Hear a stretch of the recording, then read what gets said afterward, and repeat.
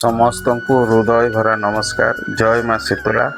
ଗତ 23/6/2024 ଏକ ସର୍ଚ୍ଚକୋଠାର ମନୋରଞ୍ଜନ ସାହୁର ଝିଅ ବାହାଘର ଅବସରରେ ଯାଇକି ସ୍କୁଲ ପରିଦର୍ଶନ କରିବାର ସୁଯୋଗ ପାଇଥିବାର ନିଜକୁ ବହୁତ ଧନ୍ୟ ମନେ କରୁଛି। ଆଉ କିଛି ପୁରୁଣା ନୂଆ ଅନୁଭୂତିକୁ ନେଇ ଛୋଟ ଭିଡ଼ିଓଟି, ଆଶା କରେ ସମସ୍ତଙ୍କୁ ଭଲ ଲାଗିବ। ଇଏ ହେଉଛି ଆମର ସେହି ବୁଢ଼ା ବଳଙ୍ଗ ହାଇସ୍କୁଲ ସର୍ଚ୍ଚକୋଠା, ଯେଉଁଠି ପ୍ରଥମେ ମୁଁ ମୋର ଚାକିରି ଜୀବନ ଆରମ୍ଭ କରିଥିଲି 1989 ଅକ୍ଟୋବର 25ରେ ସର୍ବକନିଷ୍ଠ PCM TGT ହିସାବରେ ଏଠି ଯୋଗ ଦେଇଥିଲି।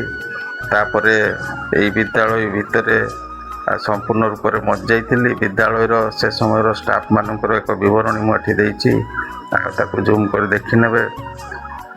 এই ବିଦ୍ୟାଳୟରେ 10 ବର୍ଷ ରହଣି ଭିତରେ ଅନେକ କିଛି ସୁଖଦ ଅନୁଭୂତି ଅଛି। ଏ ଛୋଟ ଭିଡ଼ିଓ ଭିତରେ ତାହା ବର୍ଣ୍ଣନା କରିବା ସମ୍ଭବ ନୁହେଁ। ଯାହା ବି ହେଉ, ବର୍ତ୍ତମାନ 5T ହେଇକି ବିଦ୍ୟାଳୟର ରୂପରେଖ ଅନେକ କିଛି ବଦଳି ଯାଇଛି। ମୁଁ ଯେତେବେଳେ ଏହି ବିଦ୍ୟାଳୟରେ ଜଏନ୍ କଲି, ସେତେବେଳେ ବିଦ୍ୟାଳୟର ଭିତ୍ତିଭୂମି ଏ ପ୍ରକାର ସୁନ୍ଦର ନଥିଲା।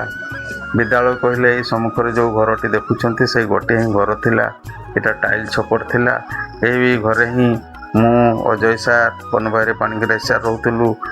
କିଛି ପିଲା ବି ରହୁଥିଲେ। ଛୋଟ ହଷ୍ଟେଲଟି ଚାଲିଥିଲା। ପିଲାମାନେ ଆସିକି ରହିକି ଏଠି ପାଠ ପଢ଼ୁଥିଲେ। ସେତେବେଳର ପିଲାମାନେ ଖୁବ୍ ଓବିଡିଏଣ୍ଟ, ଆଉ ଶିକ୍ଷକଙ୍କୁ ବହୁତ କିଛି ସମ୍ମାନ କରୁଥିଲେ। ସ୍କୁଲର ରକ୍ଷଣାବେକ୍ଷଣ ଇତ୍ୟାଦି ସୁନ୍ଦର ଭାବରେ କରୁଥିଲେ। ଏବେ ଏଇ ଦେଖୁଛନ୍ତି, ଏଇଟା 5T ହେଲା ପରେ କେତେ ସୁନ୍ଦର କଳେବର ହେଇଛି। ଏମାନେ ହେଉଛନ୍ତି ପ୍ରେଜେଣ୍ଟ ଷ୍ଟାଫ୍, ଆଉ ଏମାନଙ୍କ ସହ ଖୁବ୍ ମେଳାପି ମିଶିକି ବହୁତ ଭଲ ଲାଗିଲା। ସେମାନେ ତାଙ୍କର କିଛି ନୂଆ ଅନୁଭୂତି, ମୋର କିଛି ପୁରୁଣା ଅନୁଭୂତି ତାଙ୍କ ସହିତ ସେୟାର କଲି।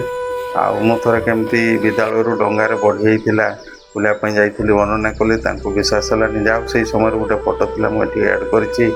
ଦେଖନ୍ତୁ ବଢ଼ି ପାଣି କେମିତି ଆମର ସ୍କୁଲ ବାରଣ୍ଡା ପର୍ଯ୍ୟନ୍ତ ମାଡ଼ି ଆସିଥିଲା। ଗାଁର ଯତୀନ୍ଦ୍ର ଶାସମଲ, ସନ୍ନ୍ୟାସୀ ପଣ୍ଡା, କାର୍ତ୍ତିକ ବାବୁ ଇତ୍ୟାଦି ପିଲାମାନେ ବତାଲି ନେଇକି ଆସିକି ମୋତେ ସ୍କୁଲରୁ ନେଇ ଯାଇଥିଲେ। ସ୍କୁଲ କୋଡ଼େ କୋଡ଼େ ତାଳମାଡ଼ି ଶୋଷକୋଟ ଗାଁ ଦେଇକି ଏମିତି ଡଙ୍ଗାରେ ବୁଲି ଆସିଥିଲୁ। ତାର ଗୋଟେ ବହୁତ ସୁନ୍ଦର ଅନୁଭୂତି ଥିଲା। ଆଉ ବର୍ତ୍ତମାନ ବିଦ୍ୟାଳୟଟି 5T ହେଲା ପରେ ପ୍ରଥମରୁ 10ମ ପର୍ଯ୍ୟନ୍ତ ପଢ଼ା ହେଉଛି। କଳେବର ବୃଦ୍ଧି ପାଇଛି, ଖୁବ୍ ସୁନ୍ଦର ଲାଗୁଛି। ହେଉଛନ୍ତି ଇନ୍ଦୁଭୂଷଣ ଦୀକ୍ଷିତ ବାବୁ, ଆମର ପୁରୁଣା କଲିକ୍। ସେ କିଛି ବର୍ଷ ଝରାଡ଼ରେ ଆସିକି ଚାକିରି କରିଥିଲେ। ତାଙ୍କୁ ଦେଖା ହେଲା, ବହୁତ ଆତ୍ମୀୟତା ଦେଖେଇଲେ। ସ୍କୁଲ ଚାରିଆଡ଼େ ବୁଲେଇକି ତା'ର ବିଭିନ୍ନ ପରିବେଶ ସବୁ ମୋତେ ଦେଖେଇଲେ, ଖୁବ୍ ଭଲ ଲାଗିଲା।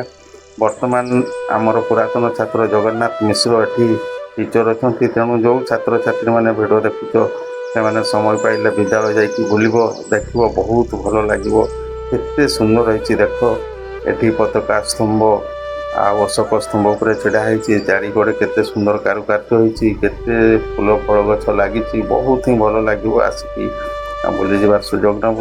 ମୁଁ ଆଉ ଥରେ ଏଇ ଷ୍ଟାଫଙ୍କର ଫଟୋ ଆଣିବାର କାରଣ, ମୋ ଡାହାଣ ପଟେ ଯେଉଁ ବରିଷ୍ଠ ଶିକ୍ଷକଙ୍କୁ ଦେଖୁଛନ୍ତି, ସେ ହେଉଛନ୍ତି ପଣ୍ଡିତ ସାର୍। ସିଏ ଏଇ ଜୁନ୍ 30ରେ ରିଟାୟାର୍ଡ଼ ହେବେ। ତେଣୁ ତାଙ୍କୁ ମୁଁ ମୋର ବିଦାୟ କାଳୀନ ଫେୟାରୱେଲ୍ ଜଣାଉଛି। ଫେୟାରୱେଲ୍ ଜଣାଉଛି। ଅବସର ପରେ ତାଙ୍କ ପରବର୍ତ୍ତୀ ଜୀବନ ସୁଖମୟ ଆନନ୍ଦମୟ ହେଉ।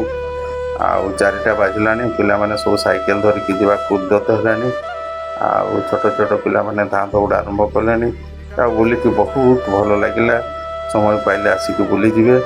ଆଉ ଏଇଟା ହେଉଛି ମୋର ଫେୟାରୱେଲ୍ ମିଟିଂର ଗୋଟେ ଗିଫ୍ଟ। ତତ୍କାଳୀନ ପ୍ରଧାନ ଶିକ୍ଷକ ବିଷ୍ଣୁପଦ ସାହୁ ସାର୍, ବର୍ତ୍ତମାନ ସେ ସ୍ୱର୍ଗବାସୀ, ମୋତେ ଦେଇକି ଫେୟାରୱେଲ୍ ଜଣାଇଥିଲେ। ମୋର ଫେୟାରୱେଲ୍ ମିଟିଂରେ ଏଇଟା ଗୋଟେ ବିଦାୟକାଳୀନ ମାନପତ୍ର ପାଠ କରାଯାଇଥିଲା।